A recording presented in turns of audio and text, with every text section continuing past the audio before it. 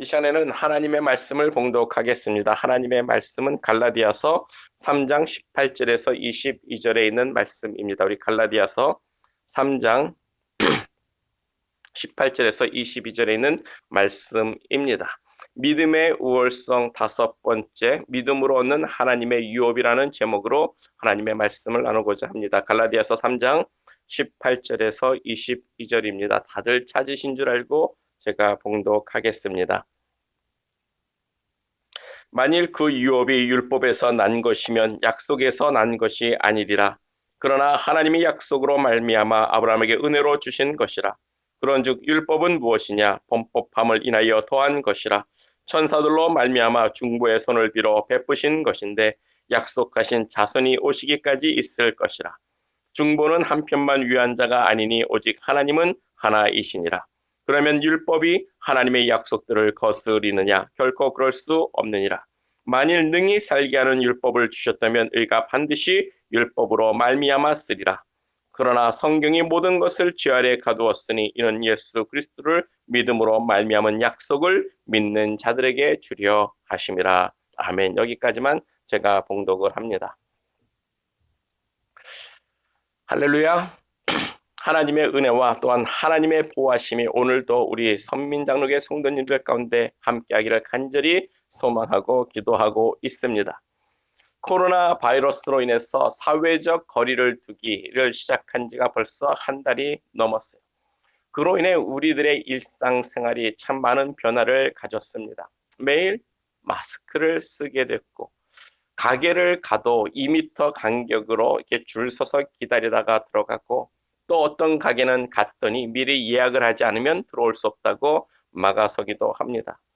참 많은 삶의 제약을 우리가 받고 있는데 그 무엇보다도 저는 매일 아침에 일어나면 먼저 스마트폰을 열어봐요.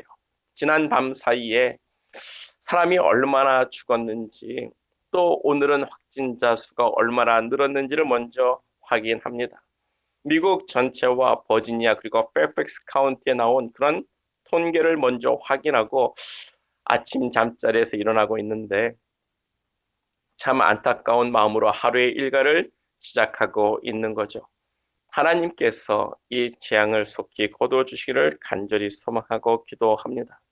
그런데 일어나서 아침 창밖을 내다보면 날씨가 너무너무 아름답고 화창하고 좋습니다.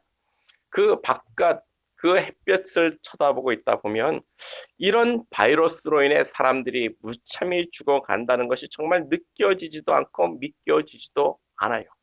세상은 너무 평온하고 또 평안한데 도대체 이 바이러스가 뭔지 이해가 되지가 않습니다. 그런데 문득 그런 생각을 해봤어요. 마지막 날에 주님이 이 땅에 오실 그 날에도 아마 이럴 거라고 저는 생각을 해봤습니다.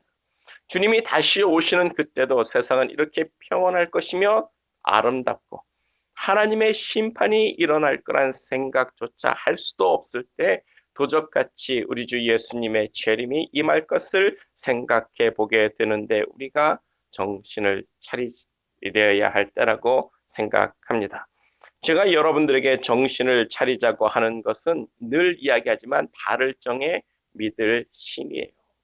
하나님을 바르게 믿고 하나님을 옳게 믿자는 건데 그것이 하나님을 믿는다고 하는 사람들이라면 우리가 차려야 될 정신이라고 믿습니다. 지난주 부활절 설교 말씀으로 부활에 참여하는 신앙이라는 제목으로 여러분들과 사도 바울의 신앙에 대해서 말씀을 나누었는데 사도 바울은 어찌하든지 어떻게 해서라도 그 부활 예수 부활에 참여하고자 구원 얻은 것으로 여기지 않겠다라고 말씀을 했습니다. 이미 이루었다 함도 아니라고 말을 하시면서 지금도 나는 그 예수 부활에 참여하고자 나는 표대를 향하여 달려간다라고 사도 바울이 우리들에게 말씀해 주셨어요. 저는 그것이 바로 정신 차린 신앙이라고 생각합니다. 정신 차린 신앙이 예수님의 영광의 부활에 참여하기 위해서 죽기까지 순종하셨던 그 예수님의 순종을 본받겠다라는 것을 바로 사도 바울이 말씀하고 있는 거예요. 그 예수의 순종함을 본받아서 자기도 어찌하든지 간에 그 예수 부활에 참여하겠다고 사도 바울이 말씀을 하고 있는 건데, 정신 차린 신앙은 예수의 순종을 본받는 신앙입니다. 예수님의 순종을 본받아서 하나님께 순종하는 것을 표대로 삼고서 그 표대를 향해서 달려가는 신앙이 바로 정신 차린 신앙, 그 구원을 얻고자 하는 깨어있는 신앙이라고 우리가 정의를 내려볼 수 있는 거죠. 히브리서 3장도 똑같은 말씀을 우리들에게 주고 있습니다. 모세와 함께 출애굽한 제1세대 이스라엘 백성들은 불행하게도 하나님이 언약하신 땅, 하나님이 약속한 땅, 그 가나안 땅에 들어가 보지도 못하고 다 광야에서 죽었습니다. 왜 그들이 가나안 땅, 그 하나님이 허락한 그 가나안 땅에 들어가지 못하고 왜 그 광야에서 다 죽었는가? 그 이유에 대해서 히브리서 저자는 이렇게 말씀을 하고 있습니다. 히브리서 3장 18절에서 19절입니다. 또 하나님이 누구에게 이르시되 누구에게 맹세하사 그의 안식에 들어오지 못하리라 하셨느뇨. 곧 순종하지 아니하던 자에게가 아니냐. 이러보건대 저희가 즉 이스라엘 백성이 하나님을 믿지 아니함으로 능히 그 안식에 그 가나안 땅에 하나님이 약속한 땅에 들어가지 못한 것이라. 출애굽 이스라엘 백성이 약속의 땅 가나안 땅에 들어가지 못했는데 그 들어가지 못하고 광야에서 다 죽은 이유가 바로 하나님께 순종하지 않았기 때문이라고 이야기하는 거예요. 그 순종하지 않은 것을 히브리서 저자는 말합니다. 그들이 하나님을 믿지 않았기 때문이라고 이야기를 하는 거죠. 그러므로 믿음은 순종을 의미하는 거예요. 그러므로 순종하는 것이 곧 믿음이라는 것을 우리는 생각해 볼 수가 있는 겁니다. 그런 의미에서 우리가 정신 차리자고 하나님을 바르게 믿고 옳게 믿자고 하는 것은 내가 정말 하나님을 믿는다고 하면서 내 삶에 하나님의 말씀에 따르는 순종함이 내게 있는가? 그것을 우리가 생각해 보자고 말씀을 드리는 거예요. 우리가 정신 차린다는 것, 우리가 믿음을 가지고 바르게 하나님을 믿는다는 것은 내가 지금도 하나님 앞에 순종하고 있는 삶을 따르고 있는지 그것을 확인해 보면 내가 잠자고 있는 신앙인지 죽은 신앙인지 정신 차리고 깨어있는 신앙인지 우리는 알 수가 있습니다. 우리가 하나님을 믿는다고 하는 것은 내가 하나님을 믿는다는 그 증거는 힘줘서 믿습니다 라고 막 힘줘서 말하는 게 아니에요. 하나님의 말씀에 순종할 때 그것이 곧 나의 믿음의 증거로 나타나는 줄 믿습니다. 그래서 사도 바울도 그 예수님의 순종함을 배워서 그 순종함을 표대로 삼아 달려가겠다라고 말씀을 하고 있는 건데, 히브리서 4장 1절입니다. 히브리서 4장 1절, 방금 읽었던 히브리서 말씀에서 이어지는 본문인데, 그러므로 우리는 두려워할지니. 너희가 아닙니다. 우리라고 하는 히브리서 저자도 포함된 보편적인 우리 모든 그리스도인들을 향해서 이야기하는 거예요. 우리는 두려워할지니. 하나님의 안식, 즉 천국 안식에 들어갈 약속이 남아 있을지라도 너희 중에 혹 미치지 못할 자가 있을까 함이라. 우리가 다 구원의 약속을 받았습니다. 그런데 우리들 중에 그 약속이 있을지라도 그 구원에 들어가지 못할 자가 있을까 하노라. 그래서 히브리서 저자가 두렵다고 말하는 건데, 우리는 우리의 구원을 잃을 수도 있을까? 내가 구원받았는데 이 구원을 잃어버릴 수도 있을까? 한편으로는 이 구원을 잃어버릴까 봐 두려워하는 마음도 우리들에게 필요하다는 생각을 가져볼 수가 있는 거예요. 그런 두려움도 때로는 있어야 우리가 정신 차리는 것 아니겠습니까? 이미 우리가 구원받았다 함도 아니요 우리가 얻었다 함도 아니라는 마음으로 표대를 향해 달려갈 수 있는 이유가 바로 이런 데 있는 것 아니겠어요? 주님이 오실 때 내가 휴거받을 수 있을까? 정말 내가 죽어서 정말 예수님을 맞이할 수 있을까? 그런 생각 가운데 우리가 두려움을 갖게 된다면 우리가 무릎을 꿇고 기도하게 되고 회개하게 되고 하나님의 말씀에 순종하는 도전을 갖게 되지 않겠습니까? 우리가 우리들에게도 이런 두려움이 필요한 줄 믿습니다. 왜냐하면 내가 구원의 약속을 받았고 또 하나님을 믿었다고 생각했는데도 불구하고 그 구원을 받지 못할 자도 있을 수 있다는 거예요. 왜요? 왜입니까? 믿는다고 했지만 그 이스라엘 백성들이 광야에서 죽은 그 백성들 말입니다. 그들처럼 하나님을 믿는다고 했지만 그 믿음의 증거, 순종의 삶이 없었다는 거예요.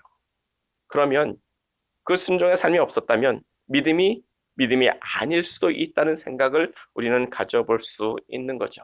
그래서 정신 차리자고 말씀을 드리는 겁니다. 하나님께 우리도 순종의 표대를 정하고 달려가자라는 거예요. 그 표대가 없으면 우리는 엉뚱한 대로 달려갈 수가 있습니다. 우리가 어떤 표대를 정하고 달려가지 않으면 우리는 정말 삼천포로 빠질 수도 있다라는 거예요. 우리가 달려가야 될 그 표대가 무엇인가? 하나님의 말씀에 대한 순종의 표대인 줄 믿습니다. 그 표대를 정하고 우리가 온전히 하나님을 향해 달려갈 때 그 믿음이 참 믿음이요, 정신 차린 믿음이요, 하나님께서 기뻐하는 믿음이라고 저는 믿습니다. 제대로 하나님을 믿기를 축복합니다. 지금이 바로 정신 차려 하나님을 믿을 때라는 생각을 가져봅니다. 정신 차려서 언제인지는 모르지만 재림의 주님이 이 땅에 오시는 그날의 부활에 참여하는 그리스도인들이 되어야 할 줄 믿습니다. 그래서 그 부활의 영광, 구원의 영광만 보지 말고 예수 그리스도의 순종함, 십자가에 못 박혀 죽으셨던 그 순종함도 우리가 배워야 되는 거예요. 그 순종함을 배워서 어찌하든지 그 부활에 참여하고자 했던 사도 바울의 믿음을 우리도 가져야 할 줄 믿습니다. 그 믿음이, 그 참 믿음이, 정신 차린 믿음이 구원의 능력이 되는 줄 믿습니다. 그래서 오늘은 믿음의 우월성 다섯 번째로 믿음으로 말미암아 하나님의 약속을 받는다는 건데 그냥 믿는다는 거 말하는 것이 아니라 참 믿음인 줄 믿습니다. 순종이 있는 참 믿음을 전제로 말씀하고 있는 줄 믿습니다. 그래서 첫 번째로 하나님의 유업은 약속으로 말미암아 받는다. 본문 18절에 이렇게 말씀하고 있습니다. 만일 그 유업이 율법에서 난 것이면 약속에서 난 것이 아니리라. 그러나 하나님의 약속으로 말미암아 아브라함에게 은혜로 주신 것이라. 여기서 말하는 유업이라는 것은 아브라함의 자손이 되는 것. 그래서 그리스도 예수로 말미암은 믿음의 자손으로서 아브라함이 받은 하나님의 약속, 유업을 받는 것을 의미하고 있는 줄 믿습니다. 아브라함이요, 하나님의 약속을 받았습니다. 가나안 땅을 약속받았는데 그 땅은 영적으로 말하면 지금의 우리가 바라는 천국을 의미하고 영원한 안식을 의미하고 있는 거예요. 그 약속이 하나님이 430년 후에 주신 율법으로 말미암은 것인가 라고 말씀을 하고 있습니다. 아니라는 거죠. 율법은 하나님이 주신 약속이 있고 난 후 430년이 지나서 그 후에 주신 겁니다. 그러므로 하나님이 약속하신 그 천국의 유업, 그 천국의 안식은 율법으로 말미암은 것이 아니다. 이것이 바로 참이라는 거예요. 이것이 진리라는 거예요. 하나님이 주신 유업, 하나님이 주신 천국의 약속은 하나님의 약속으로 말미암아 우리들에게 주어진 것이지 율법으로 말미암은 것이 아니다라는 거예요. 약속을 말미암아 우리에게 그런 천국과 구원을 약속해 주셨다면 우리는 그 약속을 믿고 기다리면 되는 겁니다. 그것이 약속을 받은 자의 행할 일이라는 거예요. 지지난주에 우리가 말씀을 나누었습니다. 아브라함의 언약은 하나님께서 약속하고 하나님이 쪼개진 고기 사이로 지나가서 언약의 주체가 되었기 때문에 아브라함은 그것만 믿으면 되는 거예요. 그것만 믿으면 되는 겁니다. 아무것도 할 게 없는 거예요. 반면에 율법의 약속은 이스라엘 백성이 언약하고 이스라엘 백성이 쪼개진 고기 사이로 지나갔기 때문에 이스라엘 백성이 그 약속을 지킬 의무가 있었고 이스라엘은 그 약속을 지키지 못했기 때문에 바벨론에게 멸망하고 또 로마에게 멸망해서 나라를 잃어버렸고 2000년 동안 나라 없는 민족으로 생활하게 된 거죠. 여러분 다 기억하시죠? 다 기억하실 줄 믿습니다. 지난주의 말씀을 기억하실 줄 믿습니다. 그러나 하나님은 아브라함과의 맺은 그 언약을 지키셨고 그 언약을 따라 하나님이 이 땅에 그 한 자손을 주셨는데 바로 예수 그리스도라고 말씀을 드렸습니다. 이 예수 그리스도가 이 땅에 오셔서 하나님의 어린 양이 되어주시고 우리를 위하여 죽으사 우리의 구원의 언약이 또 되어주셨습니다. 그래서 누구든지 주 예수 그리스도를 영접하고 믿으면 멸망치 않고 구원을 얻으리라. 아들 예수를 영접하는 자에게는 하나님께서 우리들에게 자녀가 되는 하나님의 자녀가 되는 권세를 주신다고 또 언약해 주시는 거예요. 그것을 믿으면 되는 줄 믿습니다. 그것을 믿으면 아브라함과 같이 우리를 의롭게 여겨주셔서 하나님의 유업을 약속으로 우리에게 주게 되고 우리는 그 약속을 받게 되는 거예요. 약속은 믿음으로 받는 겁니다. 엄마가 약속하고 형제가 약속하고 친구가 약속할 때 그 약속은 우리가 다 믿음으로 받는 거죠.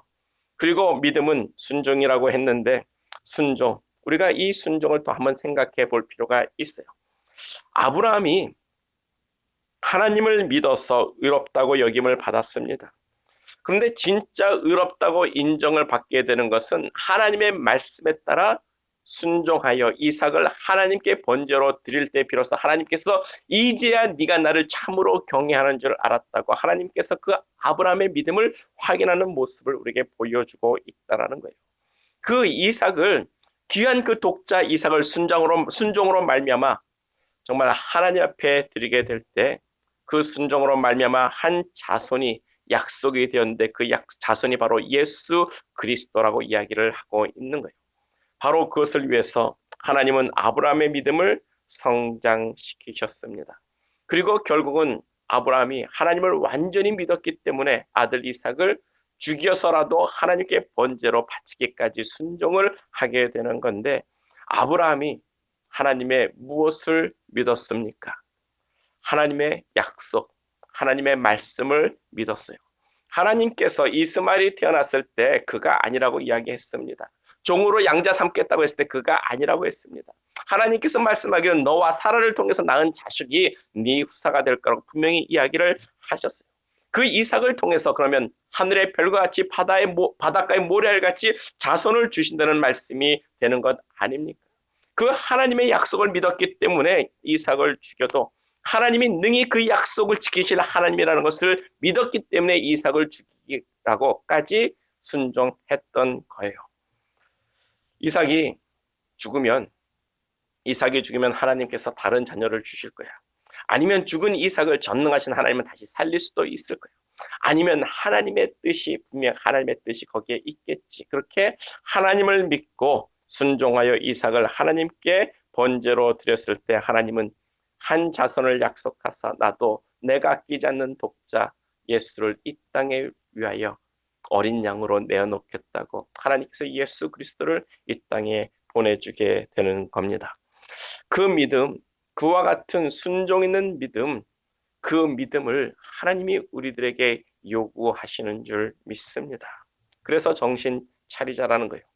아브라함이 아들 이삭, 그 얼마나 귀한 아들입니까? 100세 때 낳은 아들인데 그 아들이라도 하나님의 말씀에 순종하여 드리는 그것 때문에 이 땅의 독생자들 예수 그리스도가 오시는 거예요.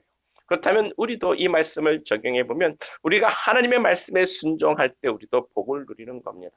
하나님께서 아브라함의 순종을 통해서 이 땅에 천하 만민이 얻을 복의 근원을 우리에게 주셨다면 우리도 하나님의 말씀에 순종하며 믿음으로 살아갈 때 하나님께서 우리에게 복 주시는 줄 믿습니다. 예수 그리스도가 여호와 이레로 준비된 하나님의 어린 양이 되어 주신 거예요. 이렇게 하나님의 아들이 우리를 위해서 속죄 제물이 되어 주셨는데 그런 약속이 우리 가운데 있는데 우리가 할 게 뭐 있습니까? 믿으면 되는 거예요. 예수님의 십자가의 보혈을 믿으면 되는 겁니다. 그의 죄 용서함을 믿으면 되는 거예요. 믿고 순종하면 되는 겁니다. 이 믿음을 우리가 가볍게 여기지 말자고요. 이 믿음을 우리가 소중히 지키고 생명보다 귀하게 여겨야 하는 줄 믿습니다.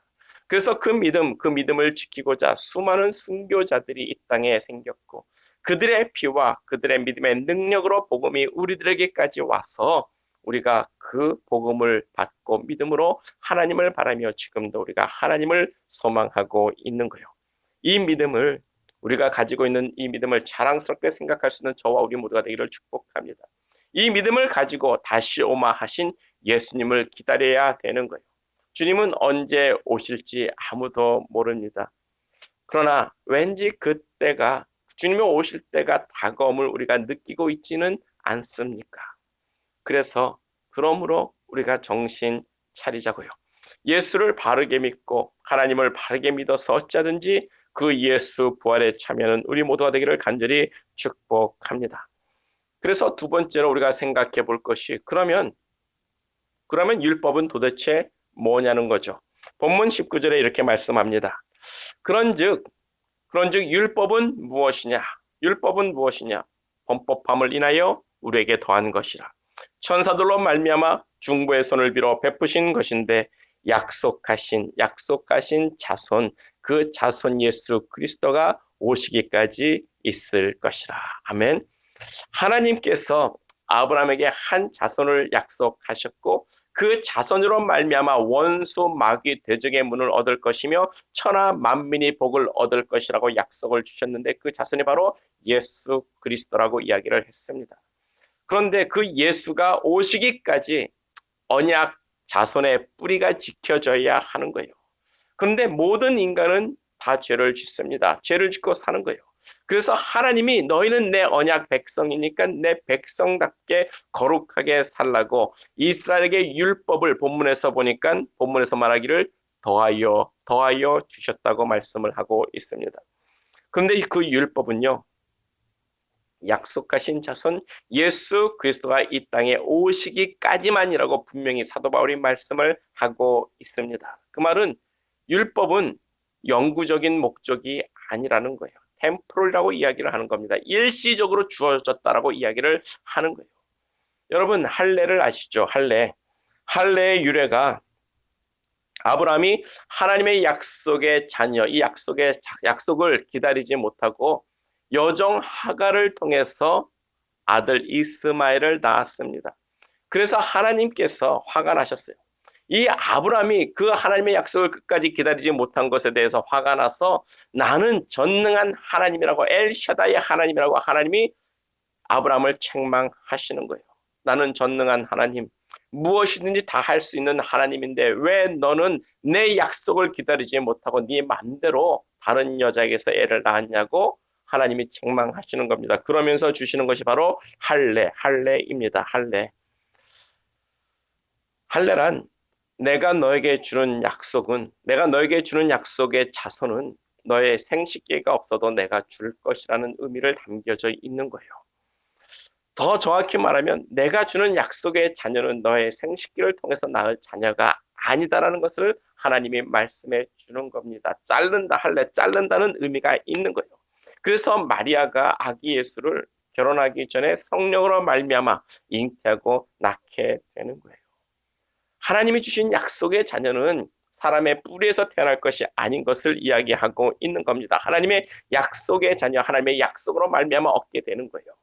그러면 할례가 아브라함 때부터 약 1900년 동안 이어졌습니다. 예수님이 이 땅에 오실 때까지가 1900년인데 그 1900년 동안 이 할례가 이스라엘 민족들 가운데 행해졌던 거예요. 그런데 중요한 것은 이스라엘 백성들은 이 할례의 진정한 의미를 모르고 있었던 겁니다. 그저 하나님이 택한 언약 백성의 사인으로만 알고 있었지 자기들 몸에 새겨진 그 할례의 진정한 의미를 모르고 있었던 거예요.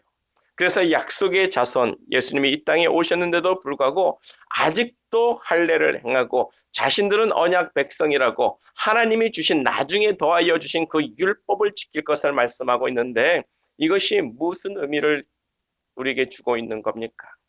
이미 끝난 계약서, 이미 완전히 끝난 컨트랙 페퍼를 붙들고 있는 거예요. 이 계약만 성취되면 우리는 부자가 된다고 돈 많이 번다고 그 계약서 붙들고 있는데 이미 돈은 갚아진 것 아닙니까? 이미 하나님께서 언약한 약속의 자손을 주셨으면 끝이 난 계약서라는 거예요. 그런데 그 끝이 난 계약서를 붙들고 우리는 할례받은 민족이다. 우리는 할례받은 사람들이다. 우리는 이 할례 때문에 율법을 지키고 거룩하게 살아야 된다. 그 할례의 목숨을 걸고 있는 것이 바로 끝난 계약서, 찢어버려야 될 계약서를 붙들고 이것만 성취되면 나는 부자요, 나는 성공한 사람이 된다라고 자랑하고 있는 것과 똑같단 말이에요. 할례와 율법은 이미 효력이 끝난 언약들입니다. 그런 의미에서 할례와 율법이란 예수 그리스도가 이 땅에 온 이후로는 정말 아무것도 아닌 거예요. 구원의 능력도 없고 지킬 능력도 없고 오직 죄만 가리키는 건데, 믿음의 우월성이 뭐라고요? 하나님의 유업, 즉 천국은 하나님의 약속을 믿음으로 받는다. 그래서 율법과 복음의 차이를 우리가 생각해 보면, 율법은 천사들로 말미암아 중보의 손을 빌려주는 것이라고 말씀을 하고 있습니다.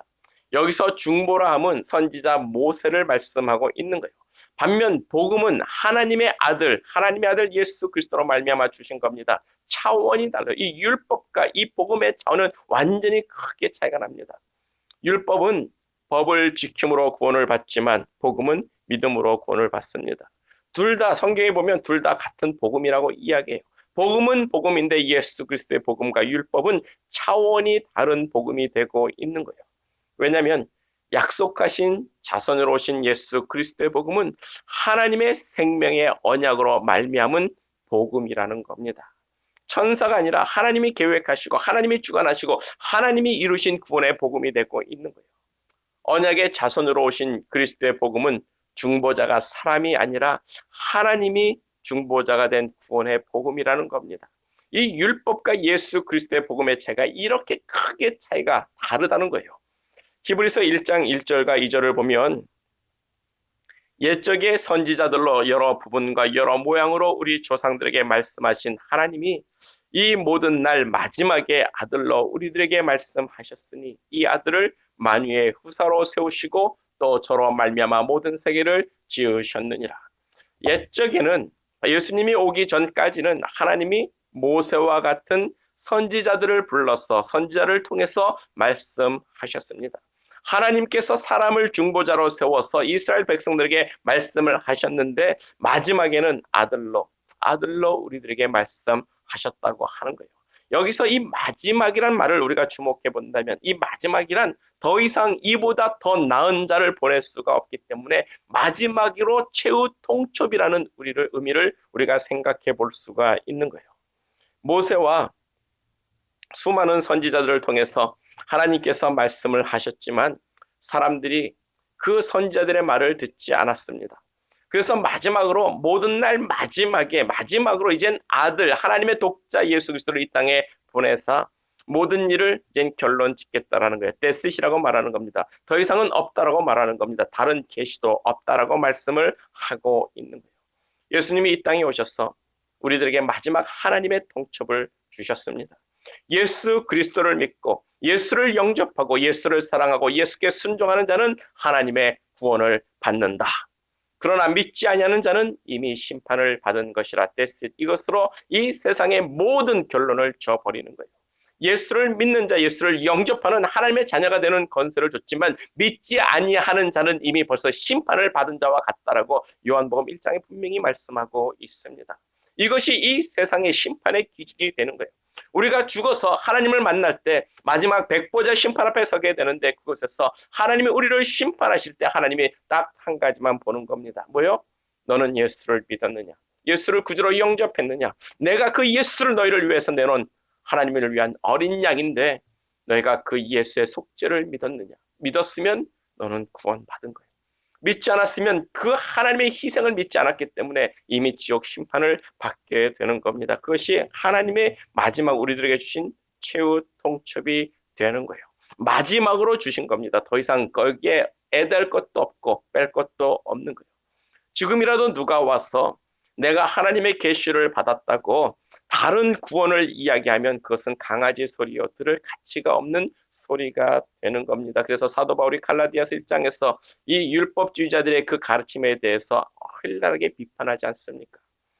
이제는 예수 그리스도로 말미암아 모든 구원의 결론은 지어져 버렸습니다. 예수 그리스도의 복음, 그 복음은 마지막 통첩이고 그것으로 구원받고 심판을 받게 되는 거예요. 율법은 예수 그리스도의 복음이 오시기까지만 준비되어져 있는 거예요. 그리고 또 그리스도의 복음이 율법보다 우월한 것은 본문 20절에 이렇게 말씀을 하고 있습니다.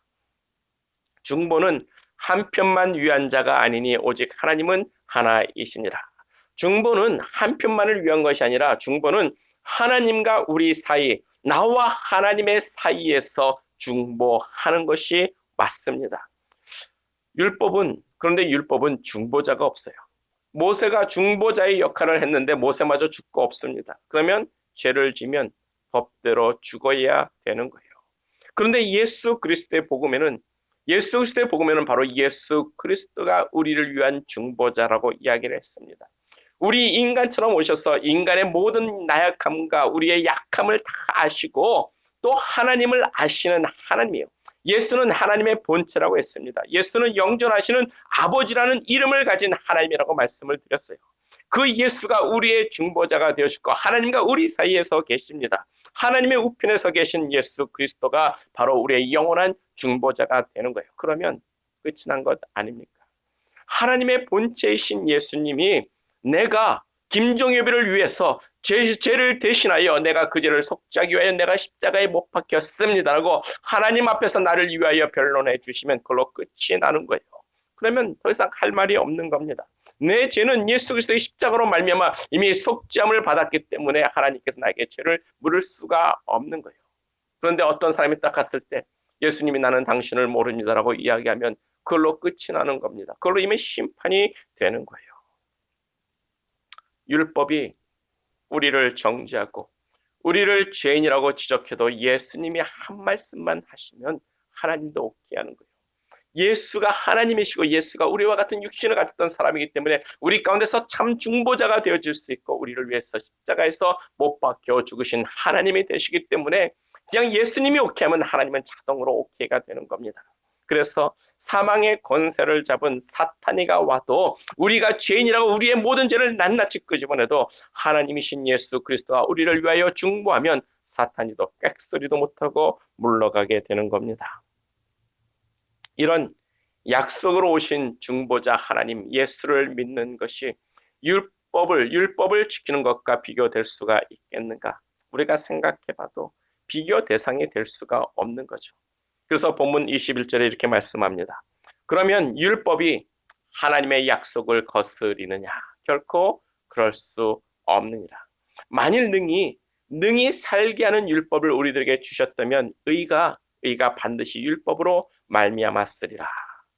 하나님이 의도한 율법은 구원의 목적이 있는 것이 아니란 말씀을 하고 있는 거예요.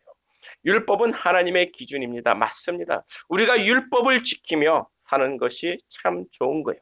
하지만 그 율법을 지킴으로 우리가 의로워지는 것은 아니란 말씀입니다. 그것이 하나님이 의도하지 않았던 거예요. 율법으로 말미암아 우리가 의롭게 되는 것은 하나님이 의도한 것이 아닙니다. 또한 불가능한 일이라고 했어요. 그래서 율법에도 속죄죄가 있고 번제가 있어서 우리가 죄 용서 받고 살라는 것을 하나님께서 주신 거예요.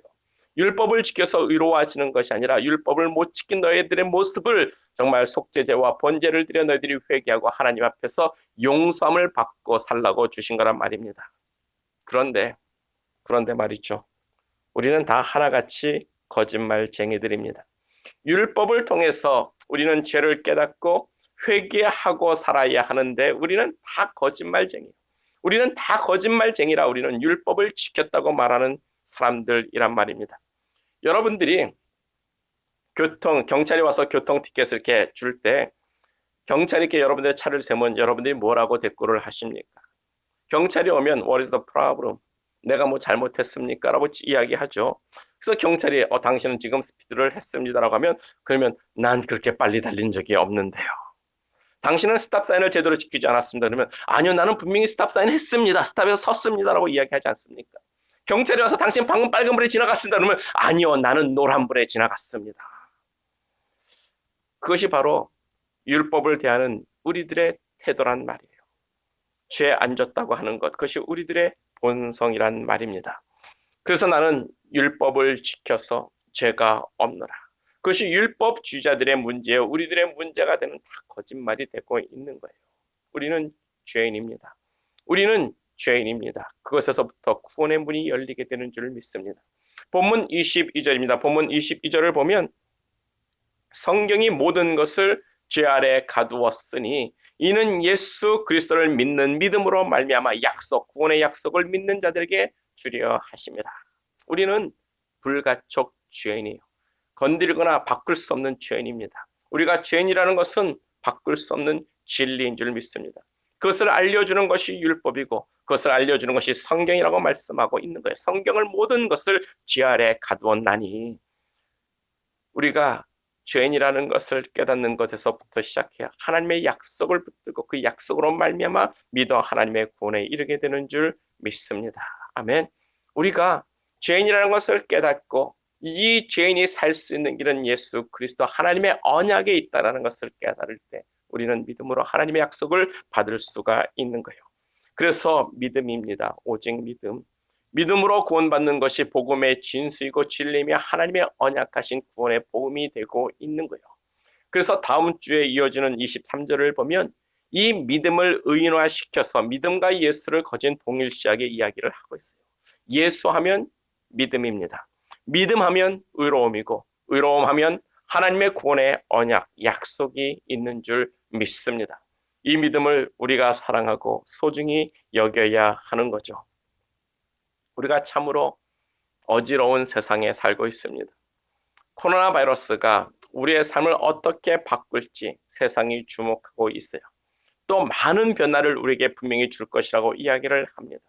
경제적인 것은 물론이요. 앞으로 식량 문제까지 생겨날 것이라고 뉴스를 통해서 계속 이야기를 하고 있는데 요한계시록 6장에 있는 붉은 말, 이 붉은 말은 세상에 화평을 지한다고 했는데 정말 이 코로나 바이러스가 앞으로 1년을 간다면 우리 삶에 얼마나 많은 피스를 깨뜨리고 우리의 화평을 지할지 생각해 볼 수가 있는 거죠. 또 그 다음에 검정말이 나오는데 그 검정말은 한 데나리온에 미리 한 대라고 이 땅에 식량 문제를 일으킬 것을 이야기하고 있단 말입니다. 지난 2019년 1월 첫 주에 영국 이코노미스트가 발간한 앞으로 일어날 일에 대한 청사진을 겉표지에 여러분 이렇게 프린트해서 나왔던 것 제가 아마 보여드린 적이 있습니다. 그때 사람이 이렇게 서가지고 거기에 여러 가지 2019년도에 일어날 일하고 나왔었는데 거기에 우리가 분명히 확인해 본 것이 요한계시록 6장에 나와 있는 네 마리의 말을 우리가 그 겉표지를 통해서 우리가 분명히 봤어요. 여러분들 기억하시죠? 그리고 같은 해 12월 마지막 달에 중국 우한에서 코로나 바이러스가 시작되고 붉은 말의 의미처럼 전 세계가 화평을 잃어버렸고 검정 말의 의미처럼 식량 문제가 이 세상에 대두될 것을 이야기하고 있단 말입니다. 저는 정말 깜짝 놀랐고 이런 일이 정말 우리 삶 속에서 이루어질 수 있는가. 이런 일들이 정말 예수님이 오실 마지막 때 종말의 때를 가리키는 건지는 더 두고 봐야겠지만 세상은 소돔과 고모라처럼 동성애가 가득하고 교회는 이미 하나님의 신앙을 배도했으며 복음은 전 세계를 돌고 돌아 이젠 예루살렘으로 다시 들어갔고 예루살렘은 회복되어 하나님의 성전을 다시 짓겠다고 하는 시대인 것을 우리가 본다면 정말 지금이 그런 종말의 시대인 것 같고 우리가 정신 차릴 때라는 것을 다시 한번 확인해 보게 되는 겁니다. 언제인지는 모르고 그날이 우리 가운데 언제 올지는 모릅니다. 그러나 이런 것들을 볼 때 우리가 정신 차리자는 거예요. 이런 것들을 볼 때 우리가 정신 차리고 바르게 믿자라는 겁니다. 우리가 하나님 앞에 믿습니다가 아니라 이제 믿음의 증거를 나타내는 순종의 삶이 있어야 될 것을 이야기하고 있는 거죠. 오직 믿음입니다. 참 믿음으로 예수를 바라보고 참 믿음으로 의롭다함을 얻어서 하나님의 구원을 얻기까지 순종의 믿음을 나타낼 수 있는 귀한 선민장로교회 성도님 되기를 간절히 축복합니다. 우리가 믿음 이야기하지만 그 믿음에도 참 믿음이 있고 거짓 믿음이 있다는 것을 생각해 볼 수가 있는 거예요. 우리가 정신 차리지 않고 우리도 하나님의 말씀에 대하여 우리가 표대를 정하고 순종하는 삶을 살지 않는다면 우리도 혹시나 우리가 얻은 구원을 잃어버릴까 하노라. 그 하나님의 약속에 미치지 못할 자가 있을까 염려하노라. 그 두렵다는 그 말씀에 우리도 두려움을 느끼고 내 믿음이 온전한 믿음인지, 이렇게 좋은 믿음인데 그 믿음을 갖고 있었다고 생각했는데 그 믿음이 참 믿음인지를 우리가 확인해 보자라는 거예요. 말로만 믿는 것이 아니라 정말 내 삶에 믿음의 증거가 나타날 수 있는 그런 성도님 되기를 간절히 축복합니다. 그래서 믿음으로 우리가 승리하고, 믿음으로 이기고, 믿음으로 우리의 당한 고난을 다 이겨서 그 믿음 가운데서 하나님께 인정받는 우리 선민장로교회 성도님들로 하늘나라에서도 뵙고 우리가 참 기쁨을 누릴 수 있는 우리 믿음의 삶 되기를 간절히 축복합니다. 다 같이 기도하겠습니다. 전능하시고 거룩하신 하나님 아버지,